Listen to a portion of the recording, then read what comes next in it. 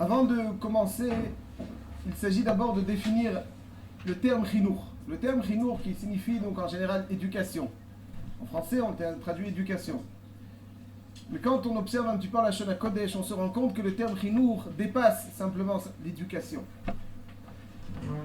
On voit la racine du mot chinour, on la retrouve dans Chanukah Habayit. Chanukah Habayit qui signifie inauguration en français. Et forcément, s'il y a deux termes similaires en la Shona Kodesh, c'est qu'ils ont un lien en commun. Il ne peut pas y avoir deux termes par hasard. Forcément, c'est qu'ils ont un lien en commun. Chinour, Chanukah Habayit sont intimement liés. En quoi ils sont liés? En français, ils n'ont rien à voir. Éducation, c'est éducation. Inauguration, c'est inauguration. Qu'est-ce que ça a à voir? Si en la Shona Kodesh c'est lié, c'est forcément qu'ils ont à voir. En fait, Chanukah Habayit nous révèle quel est le sens du chinour. On peut traiter tous les problèmes auxquels nous sommes confrontés de deux façons. On peut les traiter superficiellement en traitant les symptômes et on peut les traiter dans le fond. Comme n'importe quelle maladie, Khalila, qui a un symptôme, on peut se focaliser sur le symptôme et on peut se focaliser sur le fond. Toujours deux approches. La même chose dans le chinour, dans l'éducation, on peut focaliser sur deux choses, sur deux dimensions qui n'ont rien à voir. Ou bien on se focalise sur les symptômes, c'est-à-dire l'enfant désobéit, obéit. Il ne se lève pas à la tfila, lève-toi à la tfila, de gré ou de force. Si tu dis pas, installe-toi, pourquoi tu rêves pendant la tfila? Tout ça, c'est des symptômes. Et quand on ne s'occupe que des symptômes, forcément, on ne va pas à la racine des choses. Alors forcément, ça revient.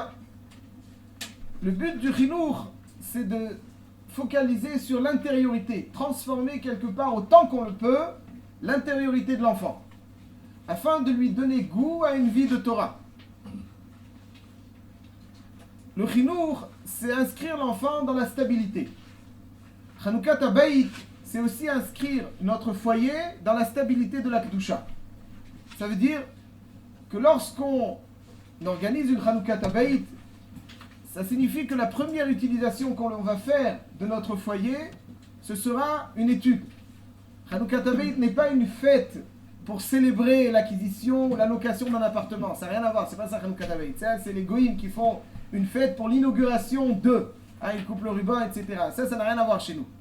Chanukah Habayit, c'est pas pour célébrer une nouvelle maison. Chanukah Habayit, c'est pour inaugurer dans le sens de débuter l'utilisation d'un foyer avec de la Kedusha.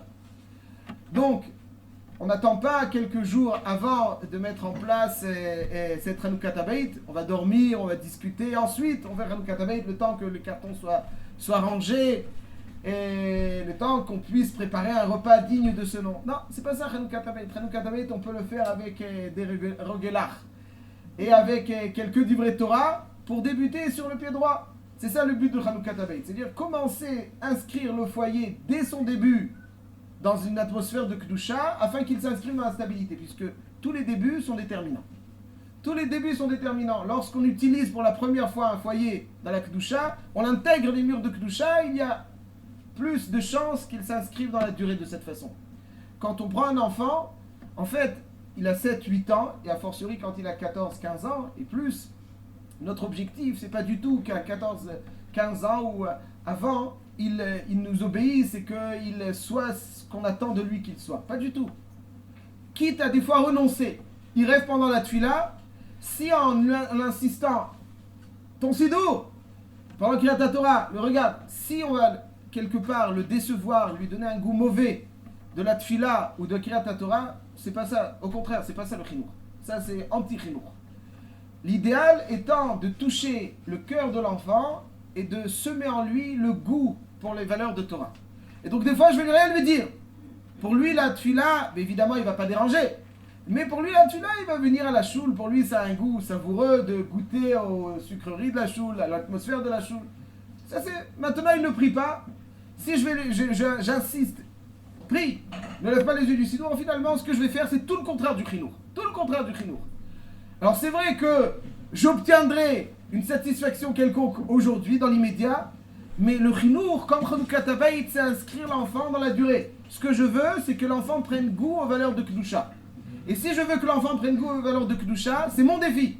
Si c'est mon défi, alors quitte à des fois lâcher du lest un petit peu pour finalement qu'il savoure la tfila, le limoud, ça véritablement j'aurais rempli mon rôle de mechaner.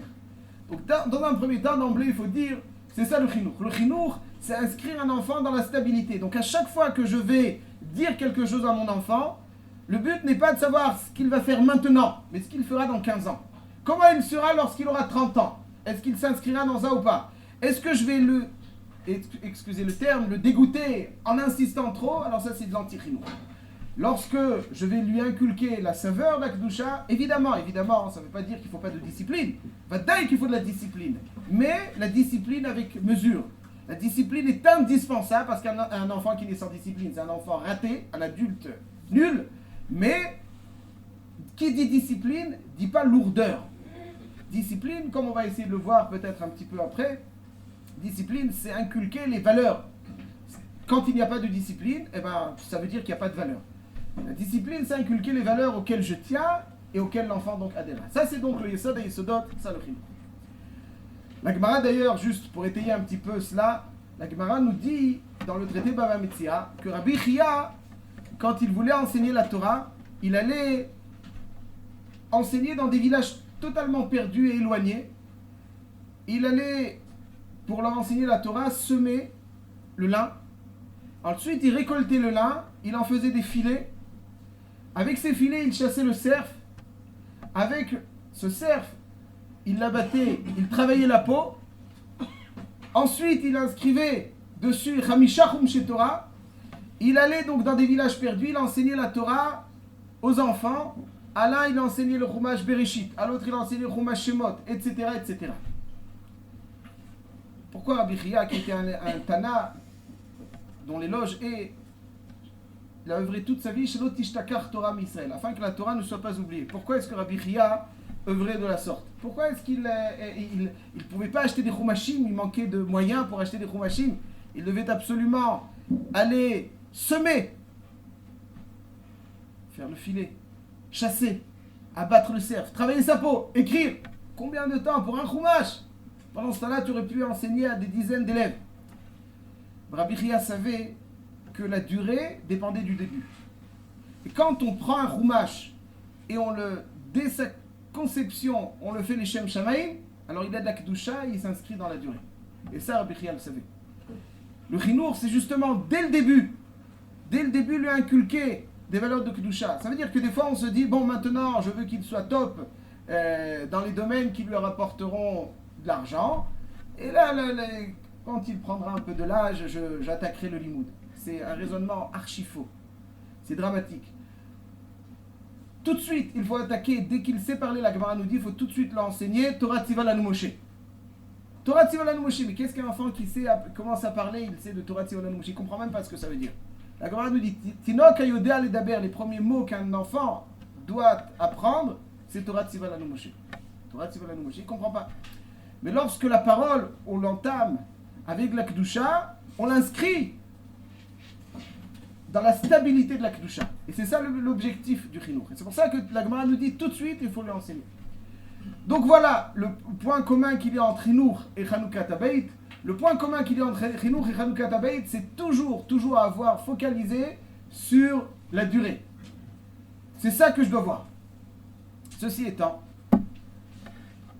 quand on commence le plus tôt, c'est toujours le mieux. Toujours essayer d'inculquer le plus possible de Torah d'emblée, c'est toujours le mieux. Avec savoir, évidemment, avec mesure, ce qui est adapté, c'est toujours le mieux. Mais maintenant, on s'inscrit, nous, dans notre sujet, on s'inscrit un peu plus tard. Alors qu'on ait commencé ou pas, il y a toujours moyen de récupérer. Évidemment, ce n'est pas le même résultat que si on avait commencé très tôt, mais il y a toujours moyen de récupérer. Alors c'est ce sur quoi on va essayer de se concentrer. Quand on observe l'adolescent, finalement, on se rend compte qu'il a plusieurs attitudes. D'abord, il a une insolence très, très spéciale. Lui, le petit enfant que l'on voyait tout à fait douillet, qui obéissait, et quand on fronçait les sourcils, tout de suite il réagissait. Tout d'un coup, c'est un nouvel enfant qu'on n'a pas connu et qui tout d'un coup donc répond. Et la première fois que ça arrive, c'est un grand choc. C'est un grand choc. Comment il peut répondre comme ça, lui qui était toujours très doué? Comment il peut avoir une telle insolence? Des fois, des parents m'ont dit, cet enfant que je maîtrisais parfaitement, il m'a échappé. Des fois, un enfant, quand il est donc jusqu'à l'âge de 14-15 ans, on a l'impression qu'on le maîtrise. Et finalement, qu'il suivra la voie qu'on lui a tracée, et finalement, il nous échappe. Et on avait la conviction qu'on pouvait le maîtriser, finalement, pas du tout. On ne le maîtrise pas. Alors, d'où est venue cette insolence? Pas simplement l'insolence, mais en plus, il s'éloigne de nous. Ça fait peur. Tout d'un coup, il prend ses distances. Tout d'un coup, il préfère ses amis à moi. Moi, qui étais tellement investi en lui, il me met comme ça sur le banc de touche et il me consulte que lorsqu'il a besoin.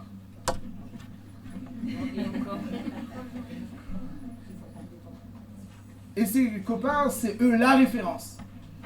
Et malheureusement, le parent, des fois, il le prend pour quelqu'un qui ne connaît rien. Il ne comprend rien. Il le dit, ou en tout cas, il l'exprime à sa façon. Il donne l'impression que le parent ne comprend rien. Ses compères, eux, comprennent, lui aussi. Mais pas les parents. Il s'éloigne, et donc finalement, il y a deux personnes qui deviennent très fragiles. L'adolescent qui est fragile parce qu'il est loin de ses parents, forcément il est fragile. Et le parent aussi qui est fragilisé. Il a du mal à s'en remettre. Et même les enfants les plus obéissants, les meilleurs, un jour, on reçoit cette claque.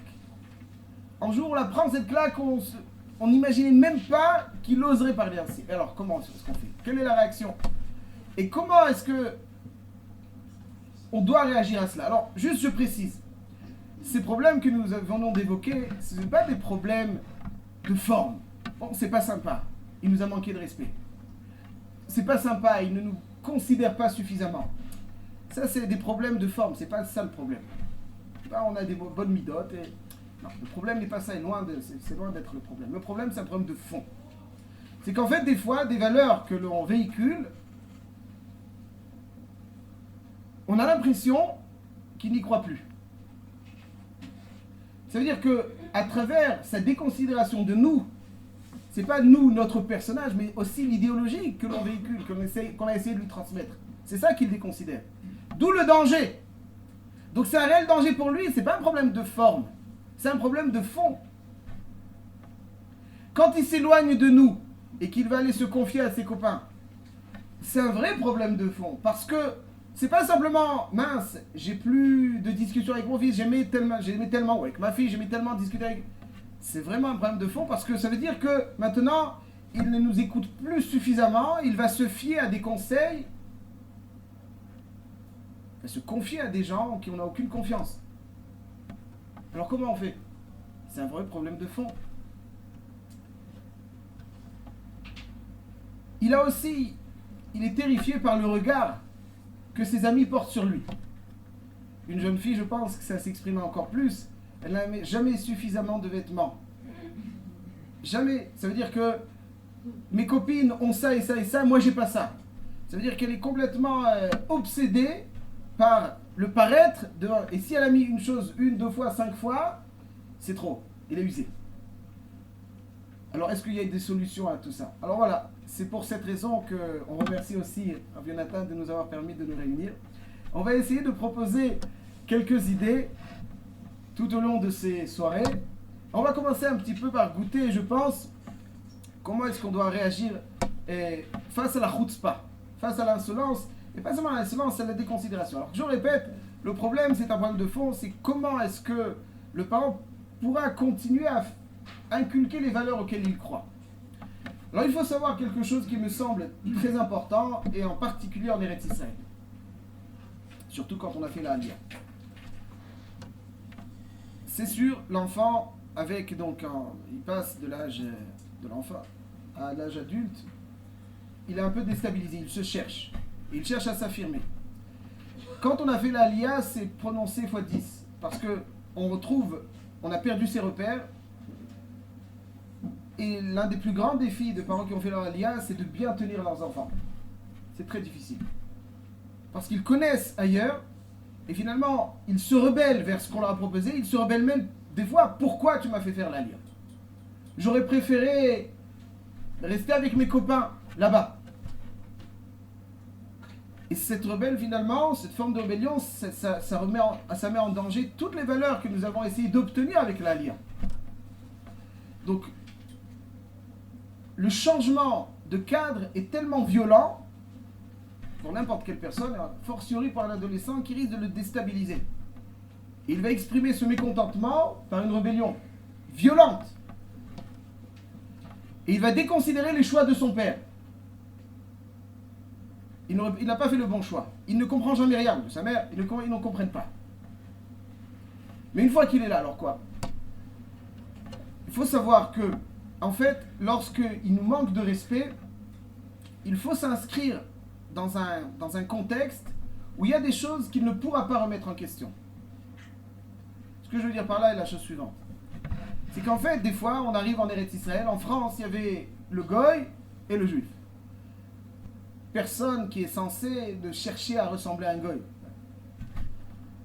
Mais en Eretz Israël, tout le monde est bien, sans aucun doute. Tout le monde est il n'y a que des bénis Israël, on aime tout le monde, là-dessus il n'y a aucun doute. Mais l'enfant, l'enfant il se dit, mais à quelle tendance j'appartiens? Il faut être réaliste, il y a plusieurs tendances. C'est comme ça. À quelle tendance j'appartiens? Est-ce que la tendance auquel je vais appartenir, c'est une tendance solide? Ou bien, non, on peut être juif, voilà, le voisin, il a une kippa toute petite sur la tête, il est juif, il mange cachère, pourquoi pas moi?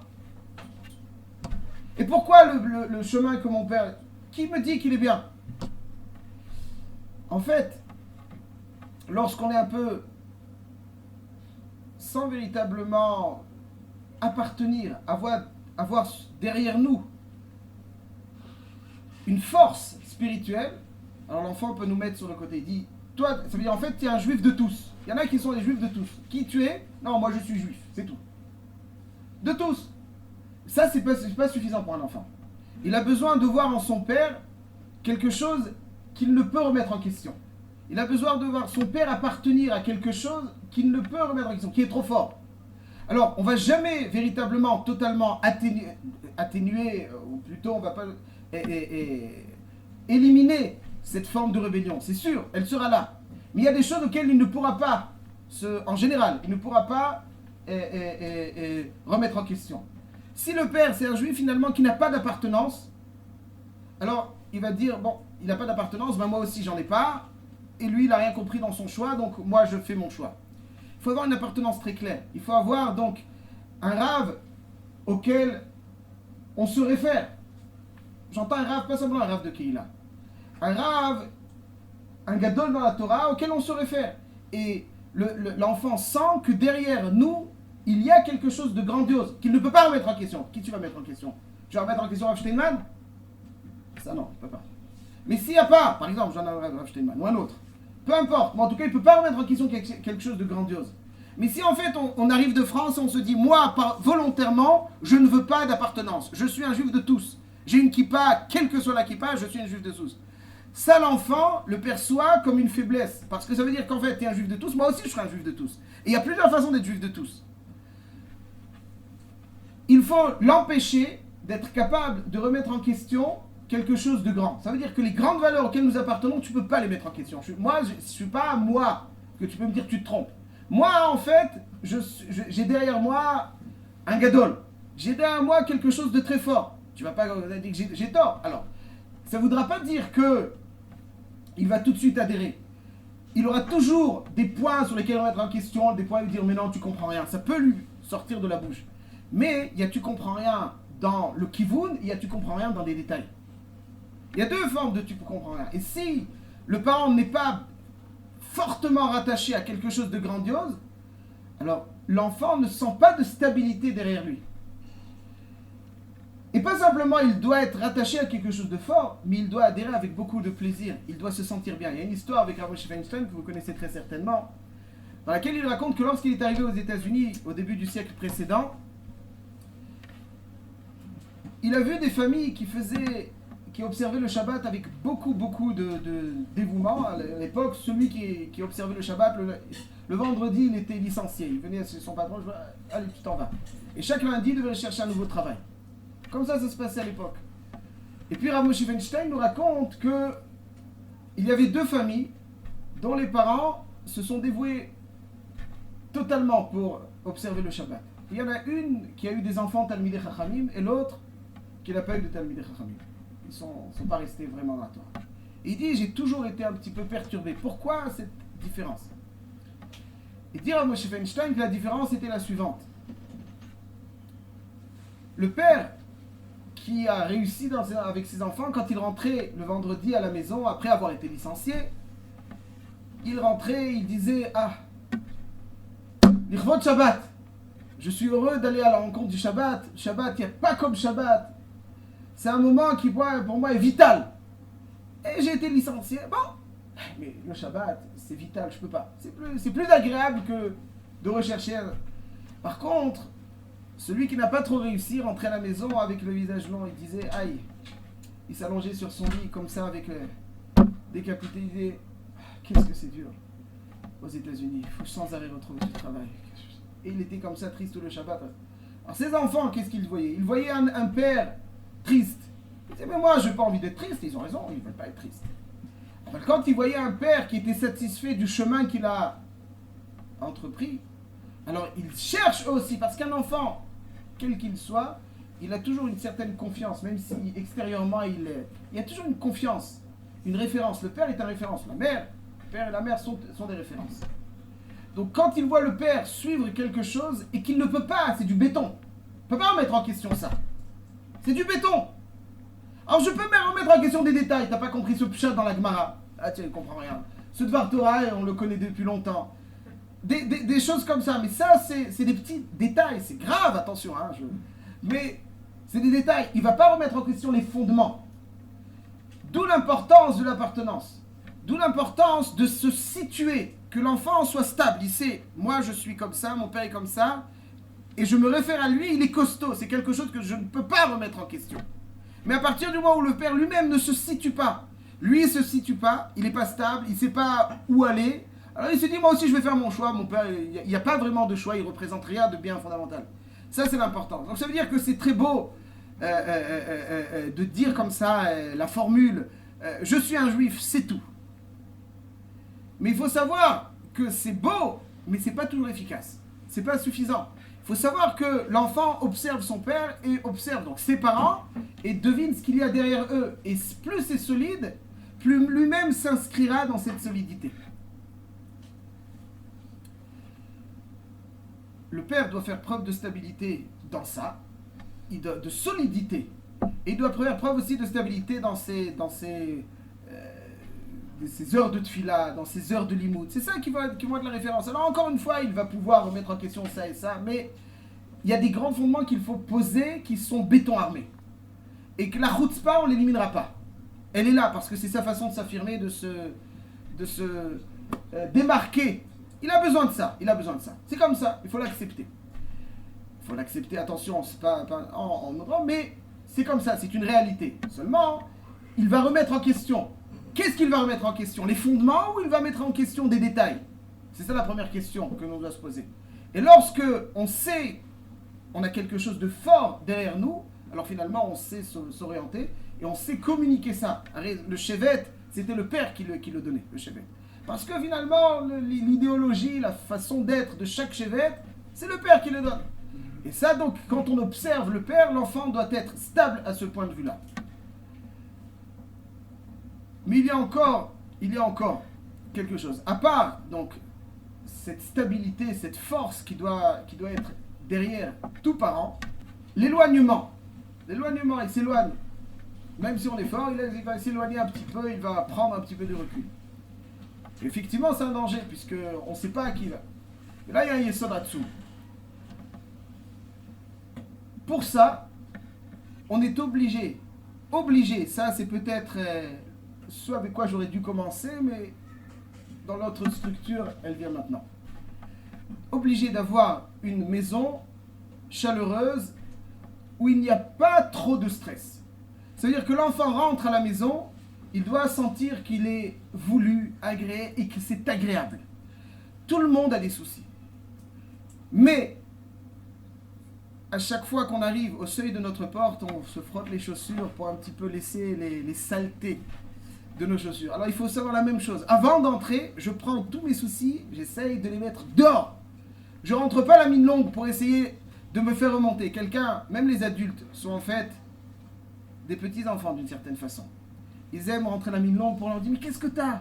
Ah non, t'en fais pas, Ça c'est un besoin, certes, mais ça abîme toute l'atmosphère. Toute l'atmosphère n'est pas ce qu'elle aurait dû être. Or, un enfant a besoin d'entrer dans une maison où il fait bon vivre, où il n'y a pas trop de la khatz. Il doit sentir une ambiance chaleureuse, parce qu'il a besoin de chaleur, il est perturbé. Il a besoin de se rattacher à quelque chose, à une source de chaleur. Il a besoin, c'est vital. Et s'il ne trouve pas la chaleur chez lui, il risque de la chercher ailleurs. Donc on a tous des soucis, mais la forteresse du peuple juif durant toutes les générations, c'est la maison juive. Toutes les générations, c'est la maison juive. Il faut tout faire, lutter de toutes ses forces, parce qu'il y a toujours des tensions, certes. Mais réduire ces tensions, une maison saine, il y a toujours des tensions, des désaccords. Ça vit. Mais tout faire pour que ces tensions soient réduites au minimum. Et c'est difficile, très difficile. Mais c'est notre devoir en tant que parents, la plus belle chose que l'on peut offrir à nos enfants, c'est donc ce contexte chaleureux. Il y a une histoire une fois qui m'avait marqué, que j'avais entendu à la yeshiva, et que je n'ai pas oublié jusqu'à aujourd'hui. C'était un enfant qui était un peu trop rebelle. Et il était donc vraiment vacillé entre le monde de la Torah et le monde extérieur. Et il paraît qu'un Shabbat, il avait fait des bêtises. Son père l'a pris, l'a jeté dehors, il a fermé la porte à double tour. La plus grosse bêtise qu'il a fait de sa vie. Il est parti à la Trampiada, je vous dis les choses crûment. Il est parti à la Trampiada le jour du Shabbat, chercher un tramp, et il est parti dans un kibbutz. Et c'était fini. Ça veut dire que malgré tout, il faut lui donner une alternative, même s'il est dur, même si on ne le met pas dehors, à part dans des cas où on sait qu'il n'y a rien du tout. Bon, c'est juste pour marquer le coup. Mais quand il y a un danger quelconque, on va lui dire sors dehors, je ne veux pas te voir, jusqu'à... Personne ne sait comment ça se terminera. On n'a pas le droit de faire ça. On doit lui offrir ce contexte chaleureux dans lequel il peut finalement se régénérer. Alors là-bas aussi, il va être Hatsouf. C'est vrai, il va être Hatsouf. Mais l'ambiance de Shabbat, il doit la sentir, il doit aimer le Shabbat.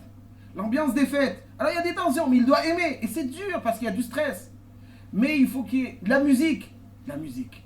Il faut des odeurs de plat. Des odeurs de plat. Mais tout faire, tous les moyens sont bons pour qu'il se sente bien. Parce que sinon, on l'éloigne. Ça c'est bien quand il y a un seul enfant, comme ça il y a un enfant unique. On le garde. Je pense, Davka, quand il y a une bonne ambiance, alors ça se bagarre un petit peu entre les frères, c'est quelque chose de positif. Et je pense que l'enfant, et c'est les parents, vous savez que c'est les parents. Les parents, et je vais peut-être apporter plus de précision ensuite à votre question, c'est les parents qui en général déterminent le taux de stress. Les enfants, c'est vrai qu'ils sont peut-être turbulents, etc. Mais c'est pas un stress pesant. Il y a des bagarres. Pourquoi un enfant, il aime pas se bagarrer? Il aime se bagarrer, il aime se confronter. Mais la vraie atmosphère, c'est les parents, c'est pas les enfants. Si les parents, entre eux, c'est bon, entre eux, il y a des échanges, entre eux, il y a une atmosphère positive, l'enfant le sent tout de suite. Et c'est ça l'ambiance chaleureuse. Maintenant, qui va se bagarrer avec ça, tu m'as pris le ballon, tu m'as pris cette robe elle était à moi, ce pantalon était à moi, tu m'as pris cette cravate, cette chemise. Maintenant, qu'à ça, c'est pas shoot, ça fait partie d'un fonctionnement d'une maison. Mais si entre les parents, il y a de la tension, c'est ça qui le pèse sur le cœur. Il le voit pas, il le dit pas ça. Mais c'est ça qui le pousse dehors. Lui, il veut chercher quelque chose, un coin de réconfort. Il veut pas un endroit où il y a des tensions, des vraies tensions. C'est ça qui le mine. Ce qui le mine, c'est... Je vais expliquer peut-être un petit peu mieux. Dans la Torah, on voit une seule reprise, une seule. Le moment où Akadosh Baruch Hu avait décidé de détruire tout le Ham Israël. Une seule fois. Même dans les fautes les plus graves, pour le Hegel, Akadosh Baruch Hu, donc il a détruit une partie, et puis Moshe intervient. Ok, j'écoute ta tefila, Moshe, c'est bon. Lorsqu'il y a Korach aussi c'est grave. Tout de suite, donc il y a une partie du Ham Israël, Moshe n'a pas prié, il y a une partie du Ham Israël, ok. Il y a une fois dans l'histoire de toute la Torah où le Ham Israël dans son ensemble entièrement était en danger d'être exterminé. C'était pour les Bnot Moab. Lorsque la maison juive a été fragilisée, il y a marqué que si Pinchas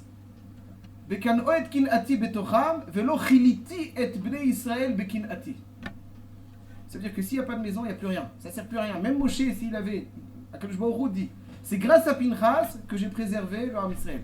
S'il n'y avait pas Pinchas, Moshe aurait pu chanter ce qu'il veut. J'aurais pas écouté. Parce que quand la maison juive n'est pas telle qu'elle doit être, il n'y a plus d'avenir. Or, la maison juive, c'est pas simplement la mezouza, les cadres des tzadikim et le couscous. La maison juive, c'est une atmosphère. C'est un contexte. C'est une chaleur. Quand on rentre dans une maison goy, même si le chauffage est à bloc, on a froid. Si ça vous est arrivé. Moi, une fois. Mais quand on rentre dans une maison juive, même s'il ne fait pas toujours très chaud, mais il fait chaud.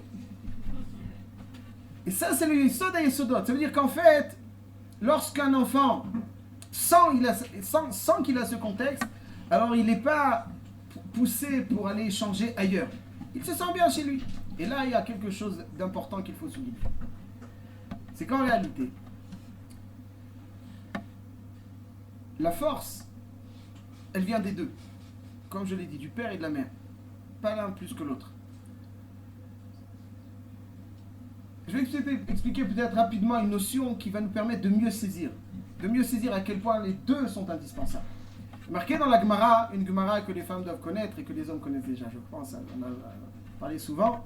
La Gemara nous dit dans Baba Metzia que Rava donnait pour instruction au Bnei Mechouza, il leur dit donc ses élèves, les gens de sa ville, il leur disait, vous voulez vous enrichir? Honorez vos femmes, respectez-les, gâtez-les et ça vous rendra riche. Comme ça c'est marqué dans la Gemara, c'est une Gemara Meforeshet. Et la question est paradoxal, dépenser, mais en dépensant, on devient plus riche des fois. Ouais. Et Chazal nous disent, pourquoi honorer ces femmes, ça les rend riches? Pourquoi? Quel rapport?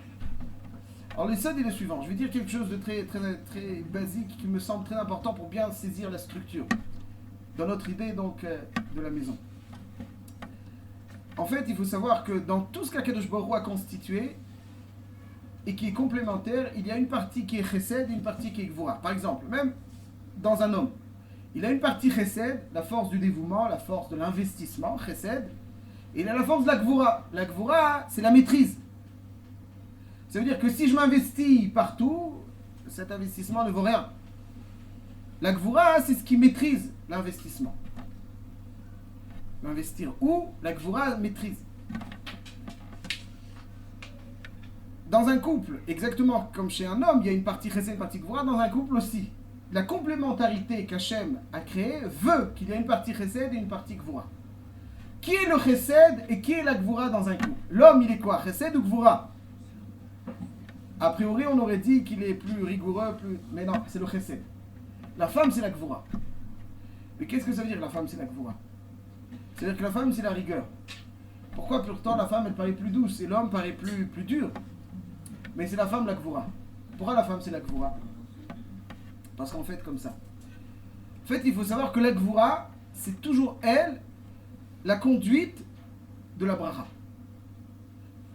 Par exemple, lorsqu'on observe la structure dans le Mishkan, dans le Beth Amikdash, on se rend compte que le Shulchan, par lequel passe, donc le Lechem Hapanim, par lequel passe toute la Hashirut, se trouvait au nord.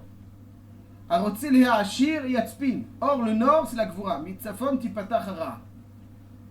Mitzafon zahav ye'ete. C'est-à-dire que l'or, la Gvura, c'est le nord. Et c'est là-bas que se trouve la richesse. Pourquoi?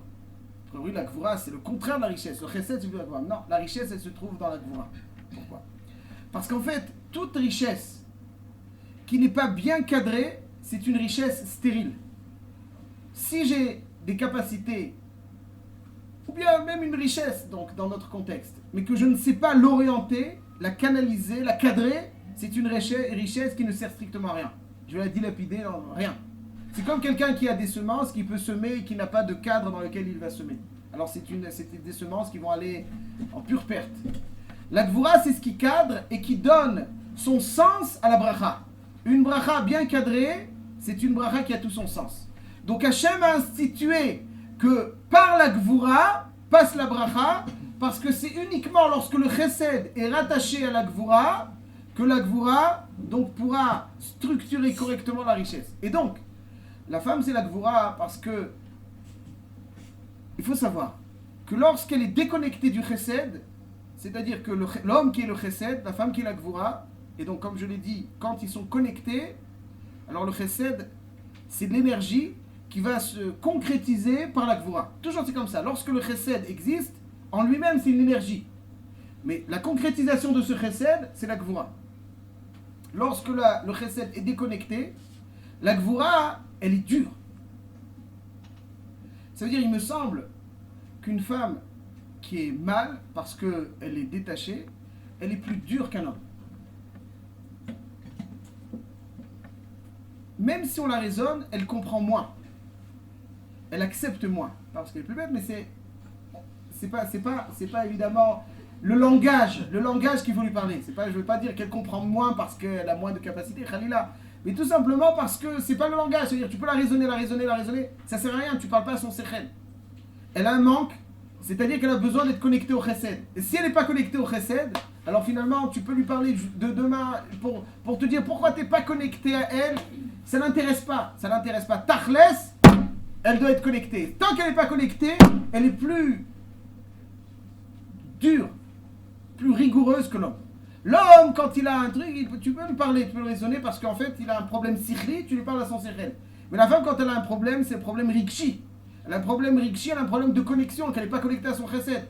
Donc si elle n'est pas connectée, tu peux lui dire pourquoi je ne suis pas connectée, mais ça ne soulage en rien. On sait qu'elle est plus dure. Donc la femme, c'est la Gvura.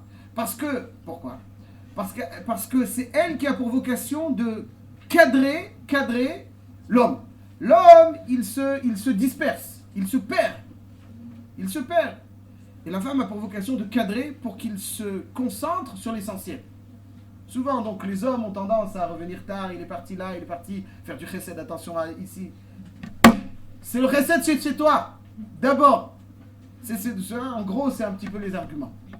Donc, elle est Gvura, comme elle est Gvura, donc par elle, tout passe. Et faisons bien attention. Donc, je récapitule très rapidement. L'homme, sa capacité, c'est le chesed, l'investissement.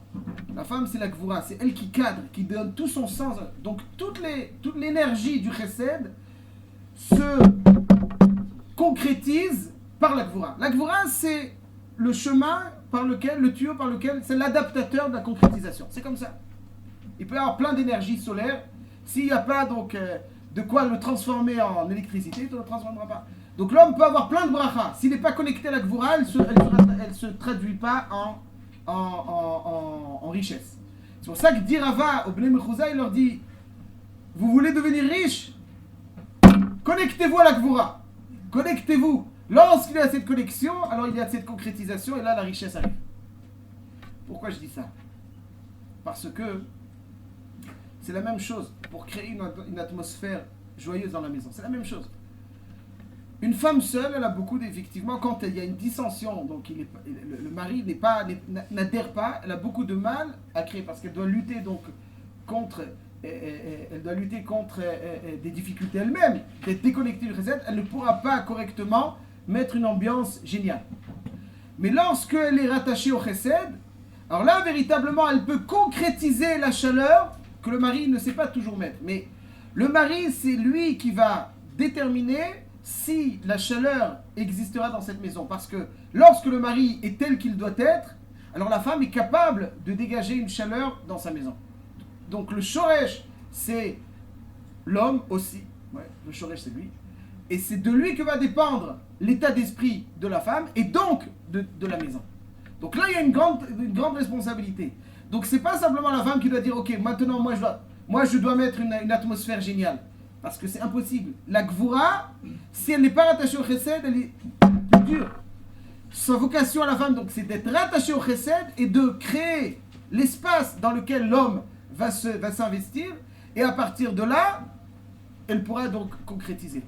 Donc lorsqu'il fait glacer dans une maison, l'homme doit se poser la question, est-ce qu'il est correctement connecté? Et lorsqu'il y a cette connexion, alors forcément, elle va pouvoir concrétiser la chaleur indispensable. La maison juive est une serre. C'est une serre.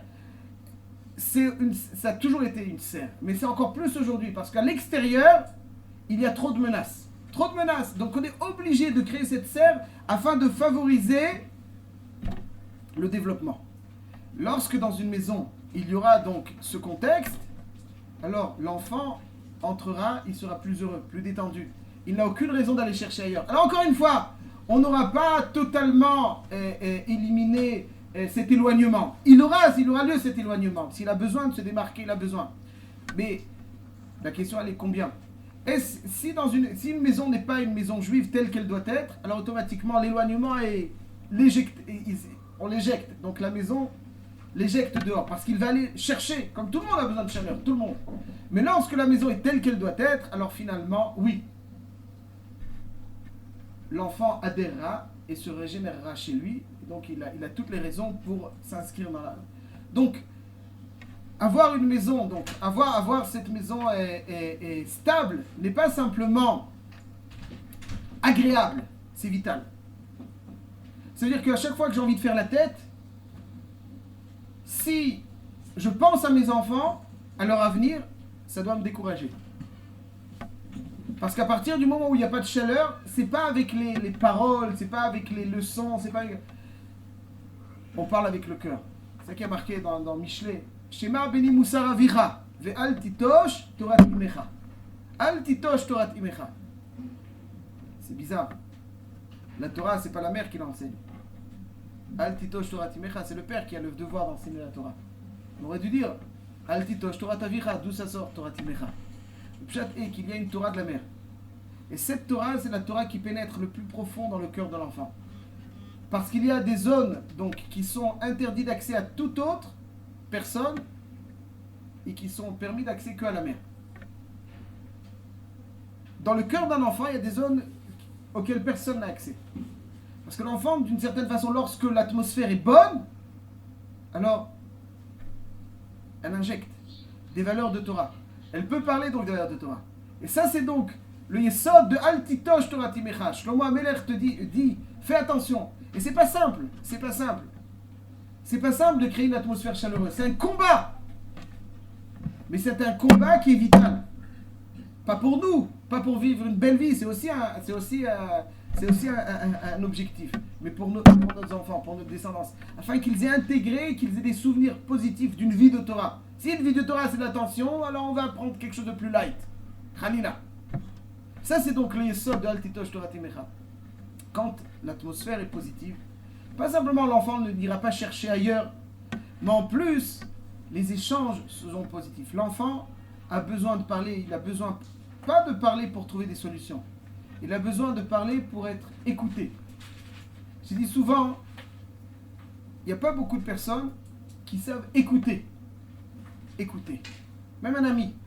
Des fois, tu as des soucis. Il y a des choses qui pèsent sur le cœur. Tu veux les dire. Tu ne veux pas les dire pour que ton interlocuteur, t'apporte des solutions. C'est pas ça ton objectif. C'est juste être écouté. Être écouté, ça soulage beaucoup. Alors chacun peut compter sur les doigts d'une main. Quelles sont les personnes dans sa vie qui savent l'écouter? C'est quoi savoir écouter? Pas savoir entendre. Parce qu'en général, quand on nous raconte quelque chose, bien souvent on réagit. Tu sais, j'ai eu ça et ça et ça. Et moi aussi, tu sais. Donc on rebondit sur le récit de l'autre, en fait, pour nous aussi nous soulager. Mais quelqu'un qui est capable de se taire, croiser les bras et ne faire qu'écouter. On lit sur un visage quelqu'un qui nous écoute. On sent que sur son visage que ce qu'on lui dit le touche. Un enfant, un adolescent a besoin de ça plus que tout autre. Il a des soucis. Il y a à l'intérieur de lui-même, il y a des combats. Il y a un manque de tranquillité. Il a besoin de se resituer dans le monde, dans la vie. Il a besoin d'être écouté. Il a besoin d'une oreille attentive. Et ça aussi, c'est pas simple. Parce que pour avoir une oreille attentive, il faut avoir une certaine sérénité. Mais des fois, on n'a pas cette sérénité. On a une multitude de choses. Et en fait, d'ailleurs, dans les parachiotes que nous sommes en train de lire, l'un de ses objectifs, c'était justement de faire perdre la tranquillité d'esprit au Ham Israël. C'est ça qu'elle allait perdre. Lorsque le Ham Israël avait une aspiration à aller dans le désert pour faire les corbanotes, Paro dit quoi? Vous avez une aspiration? Redoubler la difficulté des travaux. Pourquoi? Parce qu'il ne veut pas qu'ils... Donc le vrai problème, l'un des vrais problèmes qui mérite un gros développement, mais qu'on dira en une phrase, c'est qu'aujourd'hui, avec tous les engins on a une multitude, on est inondé d'images, d'informations, et puis notre cerveau est fatigué. Il est tout simplement saturé. Des choses qui ne nous concernent pas du tout. Ce qui se passe au Congo, au Zimbabwe, ça ne nous concerne pas. La dernière phrase bizarre du président Intel, aussi, elle ne nous concerne pas. Elle nous pollue. Et tout ça nous inonde le cerveau, et on n'a plus de place. Il n'y a plus de place. À la fin de la journée, on est saturé, on n'a plus de place pour attendre. Il n'y a plus de place. El Makom. On a besoin de redormir, mais dès qu'on se lève, c'est à nouveau. Alors il n'y a plus de place. Et on n'a jamais de place. Et quand on est à la table de Shabbat, finalement, on n'est pas à la table de Shabbat. Parce que les images tournent dans notre cerveau. Et on n'a pas cette tranquillité d'esprit. Or, il faut une tranquillité d'esprit pour savoir écouter. Donc la maison, si elle est bien, il y a une chaleur, quels que soient les moyens, sont indispensables pour qu'il n'aille pas chercher ailleurs. Pour qu'il vienne, on a un souci, l'éloignement. Mais bien sûr qu'il s'éloigne si tu ne l'accueilles pas. Mais bien sûr qu'il s'éloignera si ta maison n'est pas accueillante. C'est normal. Il cherche, il a besoin, plus qu'un adulte, il a besoin de réconfort. Il a besoin de chaleur. Et si tu ne lui offres pas, le grand danger qu'il allait la chercher ailleurs. Il peut la retrouver dans la Torah si c'est un Ben Aliyah. Mais sinon, il va la chercher ailleurs. Il n'y a pas 36 solutions. Donc il a besoin de ce contexte chaleureux. Il a besoin de ton écoute. Pour pas qu'il aille. Donc aussi, il parlera des heures avec les copains. Ça, c'est Vadaï. Ou les copines. C'est pas chou. On ne vient pas remédier complètement à ça. Mais on vient les vraies choses. Les vraies choses. Il nous les dira à nous. Et ça, c'est important. Qu'il se sente libre de tout révéler. Parce que bien souvent, il y a eu un historique douteux. Bon. Non, comment on va réagir? Oh, qu'est-ce que t'as fait? Comment t'as fait? Il faut avoir le visage grave. Mais ne pas l'empêcher de renouveler sa confiance en nous. Il faut qu'il ait confiance en nous. Pour qu'on puisse l'écouter, il faut qu'il ait confiance en nous. S'il nous dit, tu dis pas ça à telle personne, on ne dit pas. Parce qu'il faut qu'il ait confiance en nous. Que ce soit la mère, en général, je pense que c'est plutôt la mère en qui il a confiance. Et il vient se confier, mais il faut garder sa confiance. Il faut la préserver, c'est la chose la plus chère qui existe. Parce que forcément, il a des soucis. Forcément, il a des choses à cacher. Et il ne faut pas qu'il aille le raconter ailleurs qu'à sa mère ou à son père. Donc il faut avoir cette oreille attentive. S'il vient de m'écouter, j'arrête tout. Tout. S'il vient de me parler, j'arrête tout. Et je prête une oreille attentive. Il n'y a rien d'autre au monde que lui. Et quand j'en ai beaucoup, c'est pas simple. Mais en général, il y en a toujours 2 ou 3 qui sont à l'âge de l'adolescence, sur lesquels il faut donc investir. Il faut avoir cette oreille attentive. Il ne faut pas dire, bon, ça va. C'est quoi ça va? Il a besoin de te parler. Tu as l'impression que c'est nul. Mais juste, le fait même qu'il sente une écoute, c'est énorme pour lui. Voilà, l'oreille attentive, il a chez lui. Pourquoi l'oreille attentive, on veut qu'il aille ailleurs? Khalila, qu'il a chez lui. Et ça, ce n'est pas des choses simples. Parce que tout le contexte d'aujourd'hui, l'intensité veut que... On est épuisé, on rentre du travail, on veut s'allonger, ne me parlez pas. Alors que l'écoute est indispensable. Cette chaleur est indispensable, ces échanges.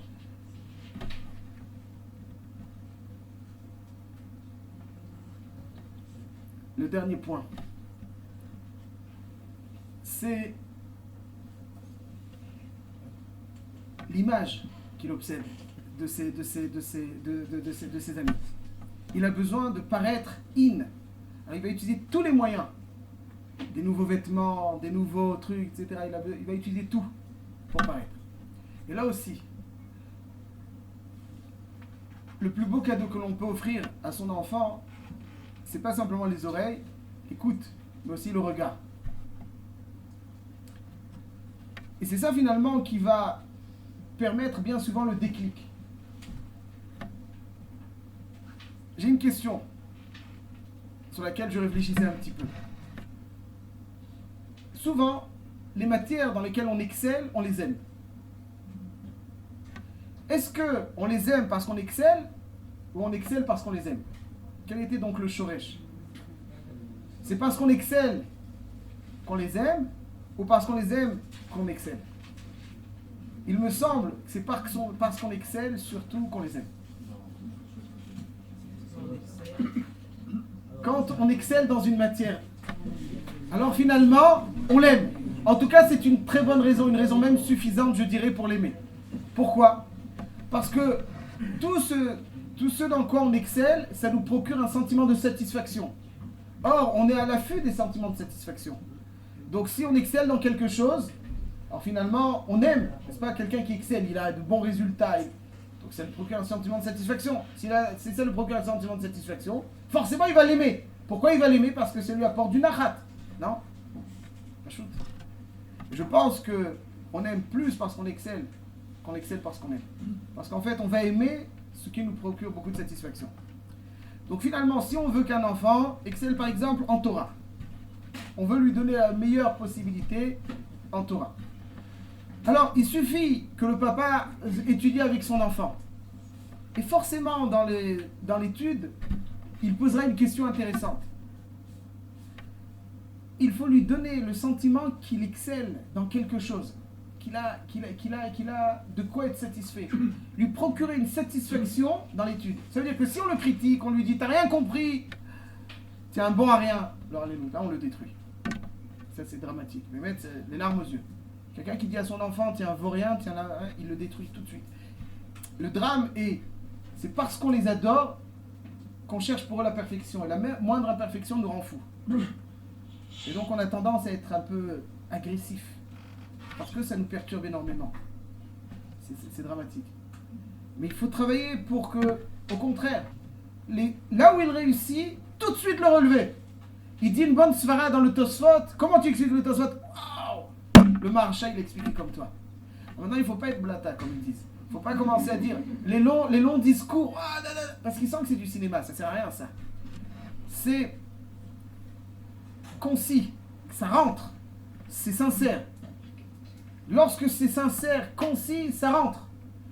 Et il sent qu'il a réussi dans quelque chose. D'ailleurs, je poursuis encore quelque chose avant de revenir à cela. Même lorsqu'il y a, pas simplement dans le limoud, des fois, il y a dans une chutzpah, il y a des désaccords. Certains rentrent dans le vikouar. Oui, non, oui. On ne rentre pas dans le vikouar. Il n'y a pas de vikourim. On doit lui expliquer, mais il n'y a pas de vikourim. Ça veut dire qu'on doit avoir une forme d'autorité où on dit les choses sans être énervé, avec clarté et autorité. Point. On lui explique, il comprend, et c'est pas avec nous qu'il va se bagarrer. Parce que s'il commence à se bagarrer, on se justifie, on descend à son niveau, et finalement, le tochen perd toute son ampleur. C'est qui est-ce qui a gagné? C'est ça qu'on retiendra. Il faut qu'il perde l'habitude d'être midvakar avec nous. On n'est pas midvakar avec l'enfant. On n'est pas midvakar. Oui, tu as fait ça, c'est moi qui ai fait ça, et pourquoi tu as fait ça? Bien sûr, tu fais ça. Et là, je précise encore quelque chose qui me semble très important, par expérience, c'est que on ne doit pas lui exiger tout de suite. C'est-à-dire la discipline, c'est lui donner un cadre dans lequel il va intégrer les grands principes de la vie. Donc on peut lui donner du temps pour le faire, qu'il ne se sente pas humilié et contraint. C'est comme tu feras ça. Avec autorité et clarté, sans vikourim. Pourquoi j'ai déjà fait ça hier? J'ai pas fait ça, c'est lui qui aurait dû faire ça, tu fais ça, il n'y a pas de vikourim. Il n'y a pas de vikourim. Quand on rentre dans le vikouar, on a perdu. Il faut savoir être autoritaire, avoir une certaine autorité. Attention, pas une autorité qui amoindrit, mais une autorité qui dégage quelque chose. Dans le limoud, donc, quand il nous dira quelque chose qu'on sait qui est bon, on doit tout de suite réagir en lui disant « Waouh !» Ça, c'est donc le yesod à yesodot. Parce qu'il faut lui apprendre à goûter aux saveurs du limoud. Et il goûtera aux saveurs du limoud lorsqu'il sentira qu'il a réussi dans quelque chose. Lorsqu'on lui offre ce goût de la réussite, peu à peu, il va dire, la Gemara, c'est quelque chose dans lequel j'ai de la satisfaction, donc je l'aime. Et pas simplement ça. Le regard qu'on pose sur eux, c'est ça donc peut-être la chose la plus importante. Un jour, un des grands savants du siècle précédent arrive chez sa maman et lui donne une lettre de la part du professeur. Et elle l'ouvre et elle la lit les larmes aux yeux. Et l'enfant qui observe sa maman, elle pleure quand elle lit la lettre du professeur. Il lui dit, maman, il y a marqué quoi dedans? Elle lui dit, il y a marqué dedans, votre fils est un génie. Nous ne sommes plus en disposition, on n'a plus le niveau pour nous occuper de lui. Veuillez le garder à la maison et investir pour qu'il devienne quelqu'un de grand. Et finalement, cet homme-là qui va devenir, cet homme-là c'est Edison. Il va devenir.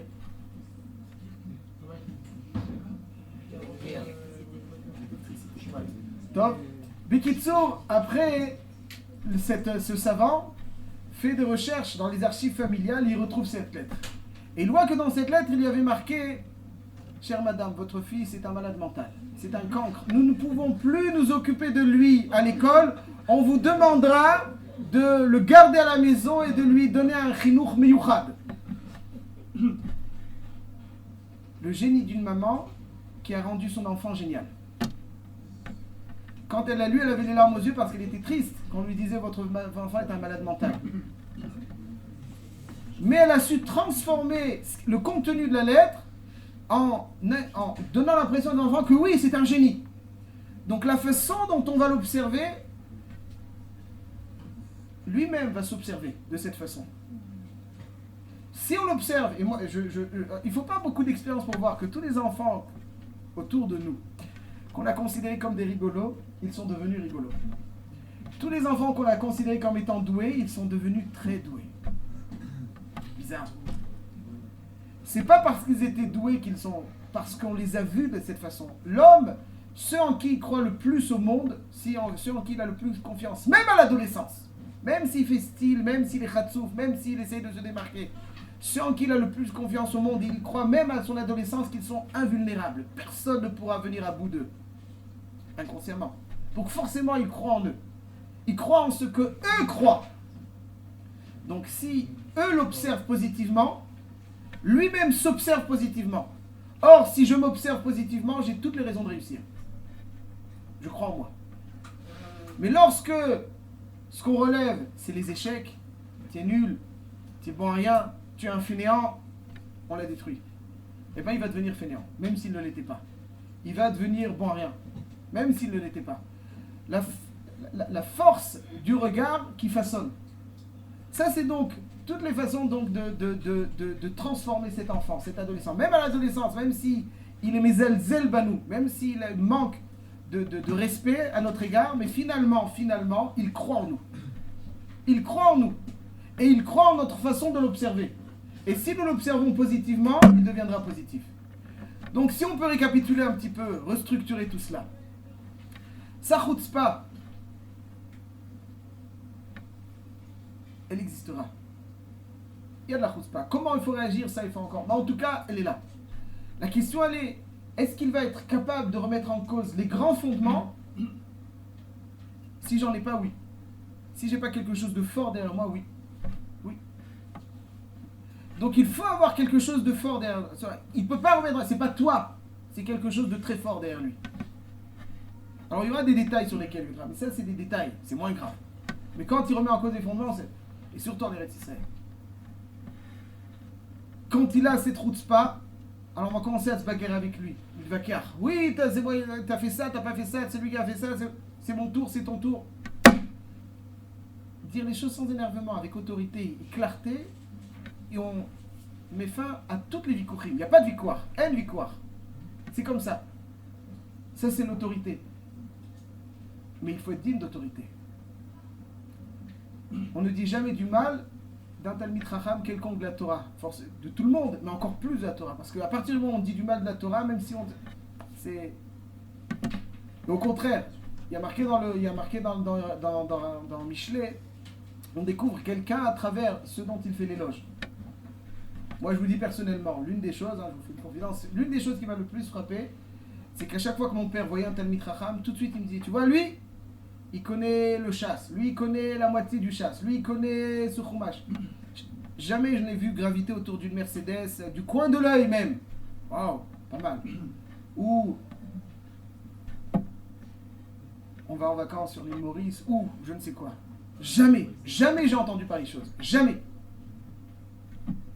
Les seules choses que mes oreilles ont captées, petit, c'est les éloges des Talmidei Chachamim et de la Torah. C'est tout, rien d'autre.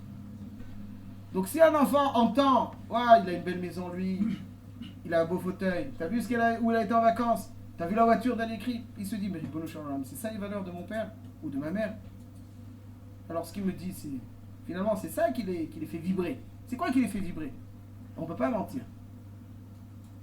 Si on fait l'éloge des Talmidei Chachamim, on lui inculque la valeur de la Torah. Si on fait l'éloge des Shtuyot, eh ben on lui inculque que c'est les Shtuyot l'essentiel.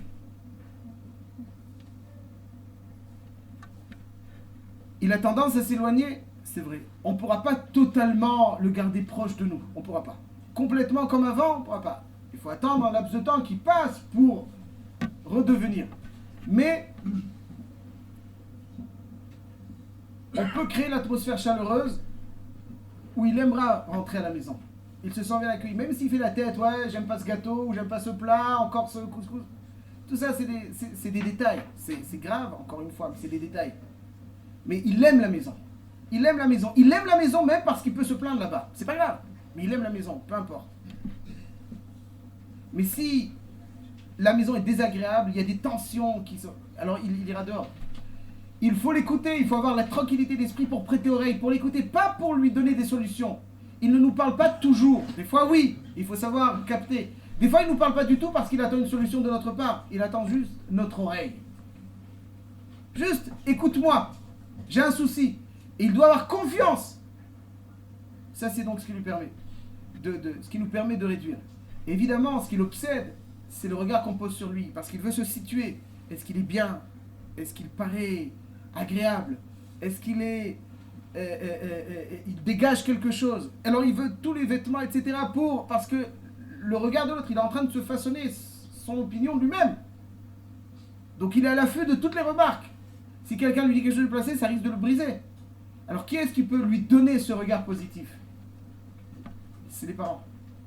Parce que lorsqu'il le regarde positivement, alors finalement, il façonne l'impression qu'il a de lui-même positivement. Et s'il croit en lui à travers le regard que nous posons sur lui, alors il ira moins chercher les vêtements, etc. Il ira les chercher, encore une fois. Mais ça ne va pas se substituer. Je suis nul, donc je dois paraître bien. Il ira les chercher. Il ira. Ok. Mais il se sent bien. Et qu'est-ce qui va lui donner l'assurance que lui est bien? Comment lui va se percevoir positivement? C'est nous qui allons façonner sa façon de se percevoir à travers notre regard positif. Voilà ce qu'on pouvait dire. Yehi Ratzon, évidemment, on ne peut pas terminer sans dire que tout cela, c'est bien, mais ce qui est très efficace, c'est les larmes. Si quelqu'un n'a pas pleuré sur le chinour de ses enfants une fois dans la Hamida, il y a un problème. Et là, c'est là que ça aurait dû commencer. Si quelqu'un n'a pas pleuré, n'a pas versé des larmes dans une Hamida sur ses enfants, yesh po baria mukamod. Il y a un problème très sérieux. Le Chazon Ish disait des fois, il y avait un enfant qui naissait Talmid Chacham dans une famille qui forcément n'était pas... Et il disait, ça doit être les larmes de sa grand-mère. Les larmes ne restent jamais sans porter leurs fruits. Donc on est obligé finalement de prier parce qu'on n'est pas infaillible. Et il faut savoir se concentrer et verser des larmes. Celui qui ne verse pas des larmes sur le chinour de son enfant, il a un vrai problème. Il a un vrai problème. Et c'est là que ça commence. Parce que si ça nous touche véritablement, alors on est capable de verser ces larmes. Et c'est grâce à cette filote et Ratzon qu'on est toujours d'une achat très intense et que les enfants suivent le chemin de la Torah, Mitor Hirat Shamaim, et qui deviennent tous de grands Talmidei Chachamim, les Tiferet Beit Israël.